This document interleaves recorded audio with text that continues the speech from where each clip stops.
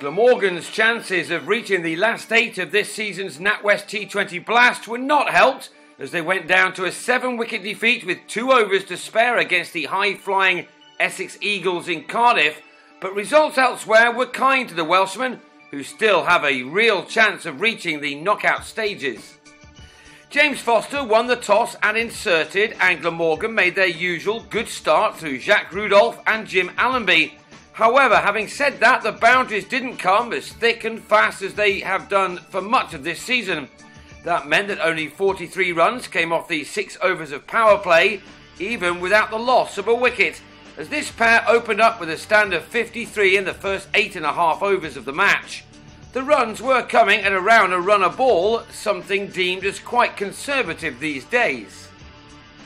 Allenby's 18 runs used up 23 deliveries, in fact. He then lobbed Ravi Bopara a simple return catch.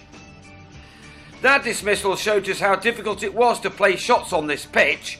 Murray Goodwin tried to butt the trend by striking the first 6 of the night in the 12th over, before he added another one in over number 15, as his side went into the final 5 overs with a score of 107 for 1 on the board.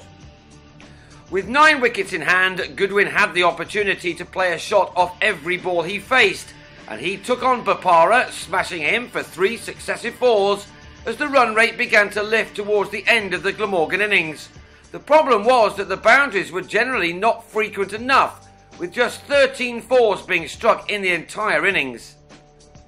Goodwin did play a fine hand in making his 50 off just 29 balls, while Rudolph used up 45, with this just one of the 4 4s he struck in his half-century. Goodwin added a 3rd maximum off the penultimate ball of the innings to move on to an excellent 71 from the 42 deliveries he'd faced. But he was out to his 43rd, the last of the innings, as he found Mark Patini at long on off Matt Salisbury.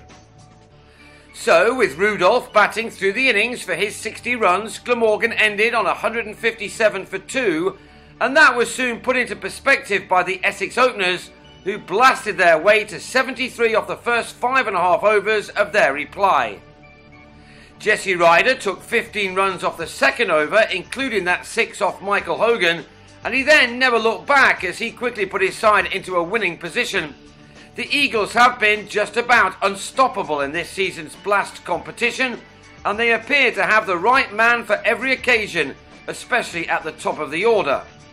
Ryder also went after Andrew Salter when he was brought on in the 4th over, and by the end of the power play the target had been reduced to just 85 runs.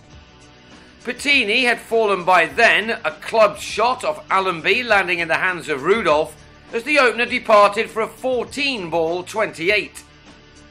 Ryder had made a 50 off 27 deliveries, but was out to the next ball he faced as he holed out off Salter, but by then the run rate required had been brought down to just a run a ball. Simply put, Glamorgan just hadn't scored enough runs, especially with only losing a couple of wickets. Such a strong side as Essex, for whom this was a 10th win from 11 Blast games this summer, an extraordinary record in this shortest format, were never going to struggle to reach their target, and a number of their big hitters weren't even needed. Tom Westley saw to that by making 44 off 38 balls.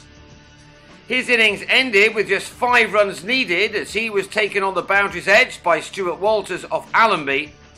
But 4 balls later, and with 12 unused, Bopara struck the winning runs to end on 32, the Eagles making light work of their target to stay right at the top of the South Group.